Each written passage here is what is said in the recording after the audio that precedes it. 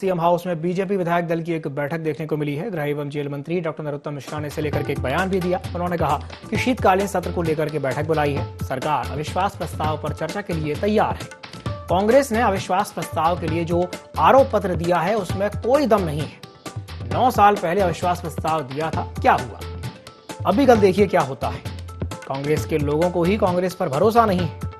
कमलनाथ की कुर्सी को लेकर के सदन में दी गई स्पीच पर उन्होंने कहा कि कार्यकर्ताओं का मन बहलाने के लिए वे ऐसा बयान दे रहे हैं। कांग्रेस खत्म हो रही है। 28 उपचुनाव में भी दम भरा था, नतीजों ने तो हवा निकाल दी थी। कमलनाथ कहते थे सीएम हाउस में झंडा फहराऊंगा, अब ऐसे कुर्सी का ही कह रहे हैं।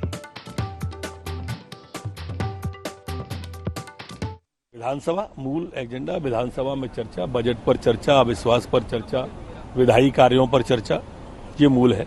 भारतीय जनता पार्टी सेवा और विकास की राजनीति करती है, इसलिए कोई प्रस्ताव आ जाए, हर प्रस्ताव पर चर्चा को तैयार है। चर्चा सारगर्भित हो, मुद्दों पर हो, नियम पूर्वक हो।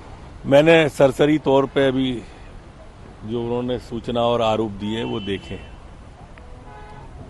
सभी विषय पे हम चर्चा के लिए तैयार हैं। वो कांग्रेस अविश्वास प्रस्ताव ला रही है जिस कांग्रेस के नेता पर विधायकों का विश्वास नहीं है, जिन विधायकों पर कार्यकर्ता का विश्वास नहीं है, जिन कार्यकर्ताओं पर जनता का विश्वास नहीं है, तो वो लेके आए हैं। स्वागत। 13 में आए थे तो उसके बाद में परिणाम देखा था आपने, और इस बार अब आया है तो परिणाम आप फिर देखना। रिपीट होगा निश्चित रूप से। ये इस तरह का भ्रम वो आपने देखा हो, जब 28 सीटों का उपचुनाव था तब कहा था कि 15 अगस्त का झंडा हम फहराएंगे, अगली बैठक हम सीएम हाउस में करेंगे। अब उनके कार्यकर्ता भी समझ गए हैं कि ये शुगुफेबाजी है। ये ऐसे कार्यकर्ताओं को भ्रम में लेके उत्साहवर्धन करते हैं। अब वो समय निकल गया।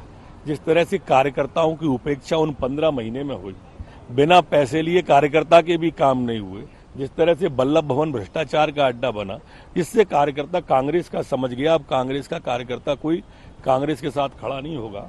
वो जानता है कि दुर्गति क्यों